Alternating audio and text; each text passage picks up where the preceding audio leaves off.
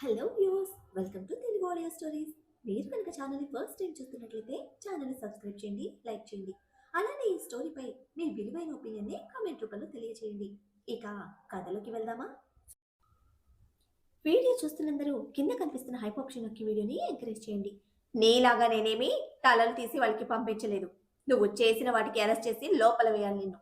ఏదో నా చెల్లిని కట్టుకునేవాడివి, నా చెల్లంటే బోలెడంత ఇష్టం ఉన్నవాడివని వదిలేస్తున్నా నిన్ను అని అంటాడు కార్తీక్ చేతి వేళ్ళు లాగుతూ. కార్తీక్ శౌర్య వైపు గుర్రుగా చూస్తూ, నీకు బాగా ఎక్కువైందిరా, నీకు నా చెల్లిని అస్సలివ్వను అని అంటాడు. అప్పుడే శౌర్యకి బుర్రలో ఒక విషయం స్ట్రైక్ అవ్వగానే లేచి కూర్చొని కార్తీక్ వైపు చూస్తాడు. కార్తీక్ కళ్ళు చిన్నవి చేసి, ఏం గుర్తొచ్చింది తమరికి ఇప్పుడు అని అడుగుతూ ఉంటే శౌర్య ఏడుపు మొహం పెట్టుకొని, బావా నీ చెల్లి నాకు ప్రపోజ్ చేసింది కదా అని అడుగుతాడు. కార్తీక్ కొంచెం విసుగ్గా, ఏంట్రా నీ బాధ అసలు? సరే, నీకు నా చెల్లంటే ఇష్టం లేకపోతే చెప్పు, నీలాంటి తొక్కలో వాడిని కాకుండా ఒక మంచి అబ్బాయిని చూసి పెళ్లి చేస్తాను అని అంటాడు. శౌర్య కార్తీక్ వైపు గుర్రుగా చూస్తూ, అది కాదు రావణ్, నీ చెల్లి నేను తన ప్రపోజ్ని ఫీల్ అవ్వలేని టైంలో ప్రపోజ్ చేసింది. ఇలా ఎవరైనా ప్రపోజ్ చేస్తారా అసలు? మీ అమ్మ మన బుడ్డిదిగా వస్తుందని అన్నది. అప్పుడు బాధలో సరిగా అర్థం చేసుకోలేదు తను అన్న మాటని. అదే మామూలుగా ఉన్నప్పుడు చెప్పుంటే ఒక 2 కిస్సులు 4 హగ్గులు తీసుకునేవాడిని. ఇప్పుడు నా కిస్సులు హగ్గులు మిస్ అయ్యాను నేను. ఇది ఎంత అన్యాయం అసలు! నేను దీన్ని తీవ్రంగా ఖండిస్తున్నాను అని చేతులు తిప్పుతూ గట్టిగా చెప్తాడు. అప్పుడే లోపలికి వస్తున్న కరణ్ శౌర్య మాటలు విని, దేన్ని ఖండిస్తున్నావన్నా? అసలే లవ్ ఫెయిల్ అయిన బాధలో ఉన్నావని అంటాడు. శౌర్య సీరియస్ గా కరణ్ వైపు ఒకసారి చూసి కార్తీక్ వైపు చూస్తూ, లవ్ ఫెయిల్ అయిందని బాధలో ఉంటాడని అప్డేట్స్ ఇవ్వడం కాదు. ఇలా లవ్ సక్సెస్ అయినప్పుడు, అది ఎదుటి వాళ్ళే ప్రపోజ్ చేసినప్పుడు కూడా అప్డేట్స్ ఇవ్వాలి అని అంటాడు. కరణ్ శౌర్య కార్తీక్ కి ఎదురుగా ఉన్న సోఫాలో కూర్చొని జాలీగా శౌర్య వైపు చూస్తూ, అయ్యో అన్న, వదిన పాపం కదా, అయినా నీలాంటి రాక్షసుని ఎలా లవ్ చేసిందన్నా? పాపం, నీతో ఎలా ఉంటుందో ఏమో మా వదిన అని అంటాడు. శౌర్య పైకి లేచి కరణ్ మీదకు వెళ్తూ, రేయ్, ఈ రోజు నిన్ను ఎన్కౌంటర్ చేసేస్తాను. నాకెక్కడ తగిలేవరా నువ్వు? కొంచెం కూడా నేనంటే భయం లేదు నీకు అని అంటే కరణ్ నవ్వుతూ, నీ క్లాస్లో నువ్వు కూర్చున్న బెంచ్లో పక్కనే తగిలేనన్నా. ఏదో నాకున్న తెలివితేటలు చూసి ఒక క్లాస్ ముందుకు వేశారు నన్ను. అయినా నువ్వు నా మీద ఇలా అనడం ఏం బాలేదన్నా. 10th క్లాస్ ఎగ్జామ్స్ నా దాంట్లోనే చూసి రాసి పాస్ అయ్యావు నువ్వు. ఎగ్జామ్లో చూపించాలన్నా కొంచెం రెస్పెక్ట్ కూడా లేదు నీకు. ఇలా అని తెలిస్తే అప్పుడు అస్సలు ఎగ్జామ్స్లో హెల్ప్ చేసేవాడిని కాదు అని అంటాడు. శౌర్య కరణ్ మీద కూర్చుని, మరీ ఎక్కువ చేయకు. హిందీ ఎగ్జామ్ మాత్రమే నువ్వు నాకు హెల్ప్ చేశావు. మిగిలినవన్నీ నువ్వు నా పేపర్స్లో కాపీ కొట్టావు. ఏదో అప్పుడు హిందీ బుర్రకెక్కలేదంతే అని అంటాడు. కార్తీక్ ఇద్దరు వైపు సీరియస్ గా చూస్తూ, అయ్యాయా మీ ముచ్చట్లు, అసలు విషయం చెప్పండి ముందు. నాకు తెలియకుండా ఎందుకు రాజేష్కి పార్సల్ పంపించారు? రియాకి నిజం తెలిసేలా ఎందుకు చేశారు అని అడుగుతాడు సీరియస్ గా. శౌర్య కార్తీక్ వైపు చూస్తూ, సీరియస్ అవ్వకు రావణ్. నేను రియాని గమనిస్తూ ఉండమని చెప్పి వాళ్ళింట్లో ఒక మనిషిని పెట్టాను. అతను చెప్పాడు నాకు రియాలో మార్పు మొదలైందని. అందుకే నిజం తెలిసేలా చేశాను. ఇనుముని వేడిగా ఉన్నప్పుడే వంచాలి అని అంటారు కదా, అందుకే మార్పు మొదలైనప్పుడే పూర్తిగా మారేలా చేయాలి అనే ఇలా చేశా అని అంటాడు. కార్తీక్ ఏం మాట్లాడకుండా ఫోన్ తీసుకుని ఒకరికి కాల్ చేసి ఒక 20 మినిట్స్ మాట్లాడి కాల్ కట్ చేసి శౌర్య వైపు చూస్తూ, శౌర్య, వీలైనంత తొందరగా ఈ ట్రాష్ మొత్తం క్లియర్ చేయాలి. ఇదంతా ఎంత తొందరగా కంప్లీట్ అయితే అంత తొందరగా నీ పెళ్లి జరుగుతుంది నా చెల్లితో. రేపు మార్నింగ్ ఒకసారి ఇంటికి వెళ్ళి నా మామ కాని మామకి ఒక చెలక్కిచ్చిరా. ఇంతకీ నీ బాబు నీ సైన్ కోసం ఇచ్చిన డాక్యుమెంట్స్ ఎక్కడున్నాయి అని అడిగితే శౌర్య కార్తీక్ దగ్గరికి వెళ్ళి ఒడిలో తల పెట్టుకుని పడుకుని కార్తీక్ చేతిని తన చేతిలోకి తీసుకొని, ఆ పేపర్స్ నా రూమ్లోనే ఉన్నాయిలే బావా, ఒకసారి నీ చెల్లిని అలా అలా షికారుకు తీసుకువెళ్తాను ప్లీజ్ అని అడుగుతాడు. కార్తీక్ వేళ్లు లాగుతూ ఫేస్ క్యూట్గా పెట్టేసి కార్తీక్ శౌర్య తల మీద మొట్టి, రే, కొంచెం పోలీస్ వాళ్ళ బిహేవ్ చేయరా. ఈ చెత్త మొత్తం క్లియర్ అయ్యే వరకు నువ్వు నా చెల్లితో కలిసి బయటకు వెళ్ళడానికి నేను పర్మిషన్ ఇవ్వను అని కరణ్ వైపు చూస్తూ, ఏంతకీ మీరెత్తుకొచ్చిన వాడెక్కడా? వచ్చింది వాడి కోసమే కదా అని అడుగుతాడు. కరణ్ చిన్న స్మైల్తో, పైనున్న రూమ్లో ఉన్నాడు సార్, అన్న స్పెషల్ అని చెప్పిండు. అందుకే స్పెషల్ ట్రీట్మెంట్ ఇచ్చి పైన రూమ్లో పడేశాను. నాకు తెలిసి లేవడానికి టైం పడుతుందనుకుంటా. అయినా వాణ్ణి ఇంత ఖాళీగా వదిలేయకూడదు. వెళ్ళి తీసుకొస్తాను అని పైన రూమ్లోకి వెళ్ళి అక్కడ స్పృహలో లేని వాడి మీద బాటిల్ తీసుకుని విసురుగా నీళ్లు మొహం మీద కొట్టి తీసుకుని వస్తాడు కిందకి. కార్తీక్ కాళ్ళ దగ్గరికి విసురుగా నెట్టి, ఏరా అతిథి మర్యాదలు ఏం తగ్గలేదు కదా అని అడుగుతాడు వాడి వైపు చూస్తూ. రంగ అప్పటికే ఒళ్ళంతా దెబ్బలతో చెంపలు వాచి చాలా వీక్గా ఉండడంతో కార్తీక్ సైడ్ స్మైల్తో, బావున్నావా మిస్టర్ అని కళ్ళెర చేసి, నమ్మక ద్రోహి అని అంటే అప్పటి వరకు తలదించుకుని ఉన్న రంగా చిన్నగా తలెత్తి కార్తీక్ వైపు చూస్తాడు. కార్తీక్ ని చూడగానే షాక్ అయిన రంగా తన కళ్ళెదురుగా అతని చైతన్యంతో ప్రాణం తీసిన వ్యక్తి రూపం కనిపిస్తూ ఉంటే అది ఎలా సాధ్యమో అర్థం కాక షాక్ తో బిగుసుకుపోతాడు. కార్తీక్ సైడ్ స్మైల్ తో, ఏంటి షాక్ అయ్యావా?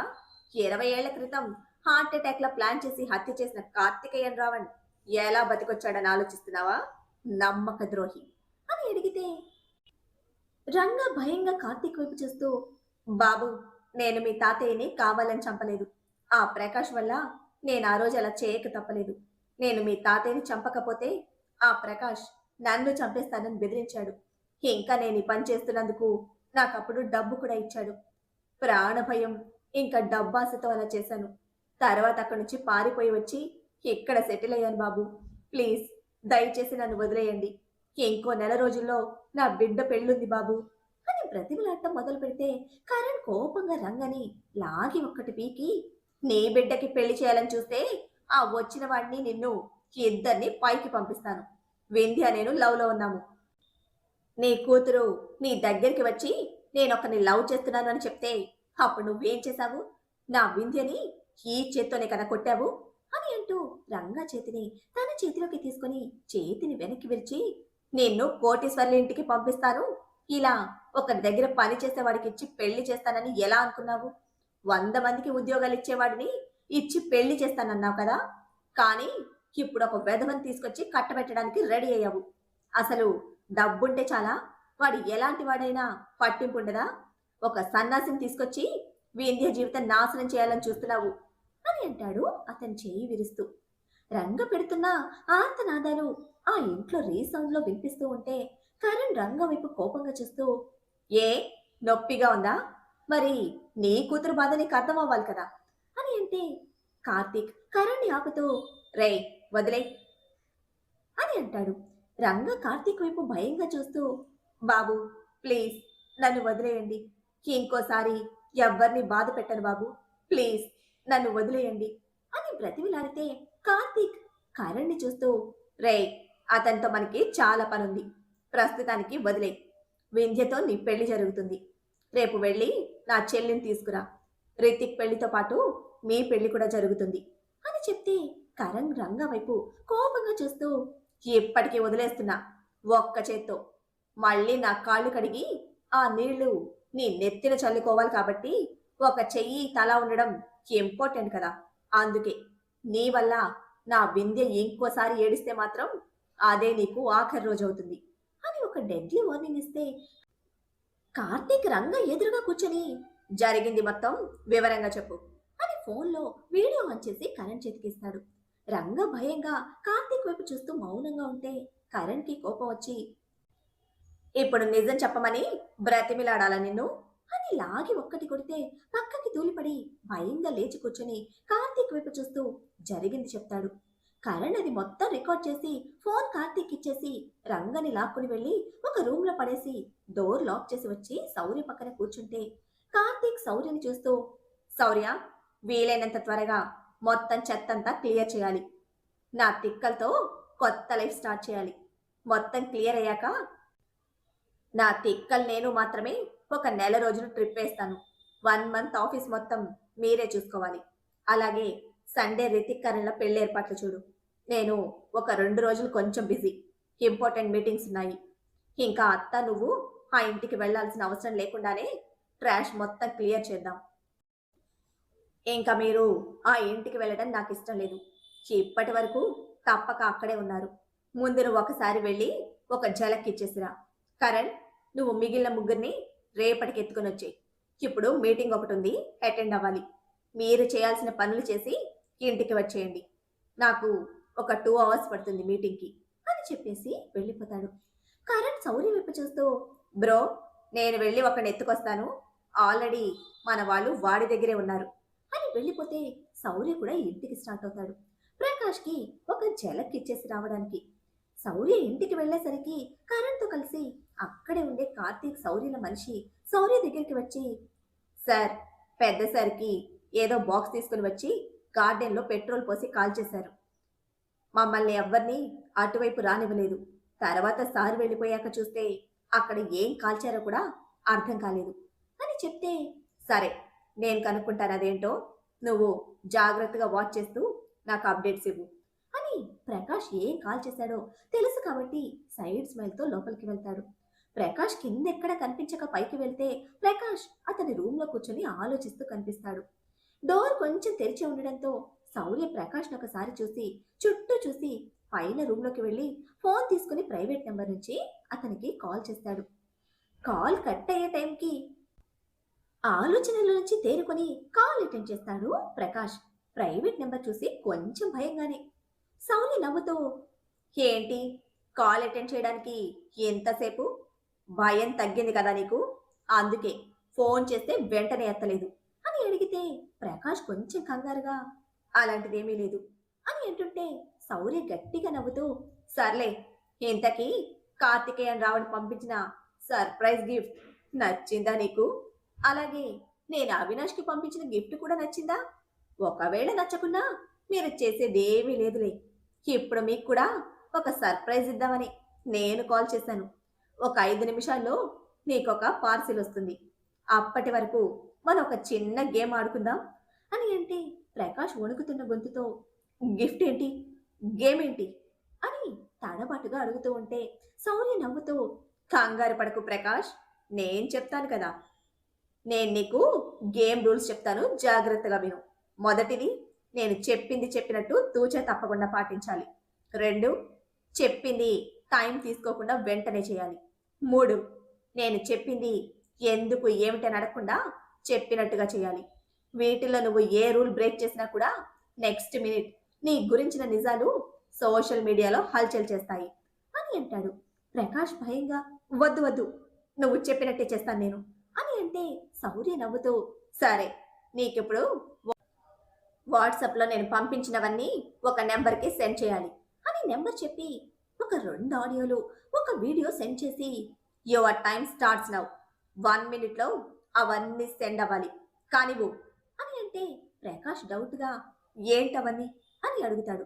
శౌర్య కోపంగా, నువ్వు రూల్స్ బ్రేక్ చేస్తున్నావు, నీ జీవితం నాడి రోడ్లో పెడతాను ఇప్పుడే అని బెదిరిస్తే ప్రకాష్ కంగారుగా, వద్దు వద్దు, ఇప్పుడే పంపిస్తున్నా అని సేవ్ చేసుకున్న నెంబర్కి అన్నీ సెండ్ చేస్తాడు. ఇక్కడ ప్రకాష్ నోటీస్ చేయని విషయం ఏమిటంటే నెక్స్ట్ సెకండ్ ప్రతాప్ ఫోన్లో శౌర్య ప్రైవేట్ కాంటాక్ట్లో పంపించిన ఆడియో వీడియో డిలీట్ అవుతాయి వాట్సాప్లో.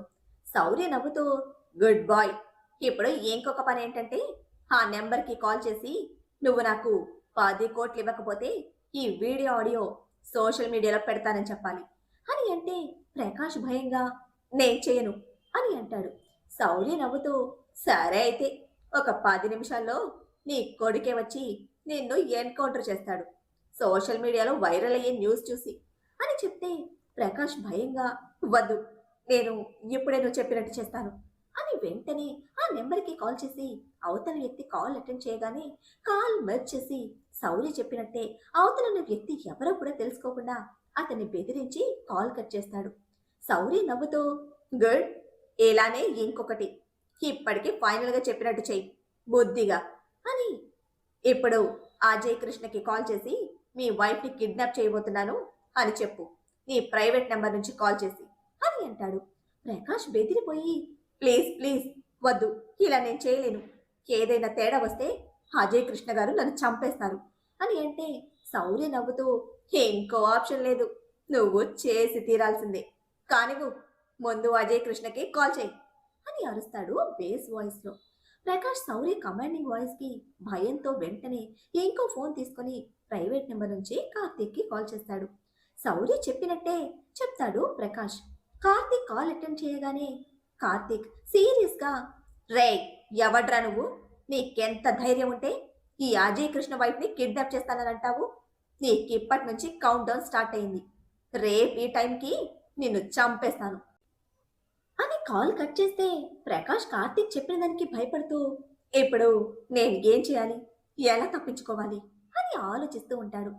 లైన్లోనే ఉన్న శౌర్య నవ్వుతూ, అజయ్ కృష్ణ చేతిలో నుండి ఎలా తప్పించుకోవాలో నీ పుచ్చిపోయిన బుర్రతో ఆలోచించుకో అని కాల్ కట్ చేస్తే ప్రకాష్ తల పట్టుకుని కింద కూలబడి టెన్షన్తో బీపీ పెంచుకుంటూ ఉంటాడు. మరి ఇప్పుడు ప్రకాష్ పరిస్థితి ఏమిటి? కార్తీక్ ప్లాన్లో ఫుల్గా ఇరుక్కున్నాడా? అసలు ప్రకాష్ పంపిన ఆ మెసేజ్ ఎవరికి? అందులో ఏముంది? రియాలో వచ్చిన మార్పు నిలబడుతుందా? ఖుషి రావణ్పై వేసిన ఆ రివెంజ్ ప్లాన్ ఏమిటి? ఏం జరుగుతుందో తెలియాలంటే నెక్స్ట్ ఎపిసోడ్ని ఫాలో చేయండి. అలానే ఈ ఎపిసోడ్ని లైక్ చేయడం మాత్రం మర్చిపోకండి. Bye friends.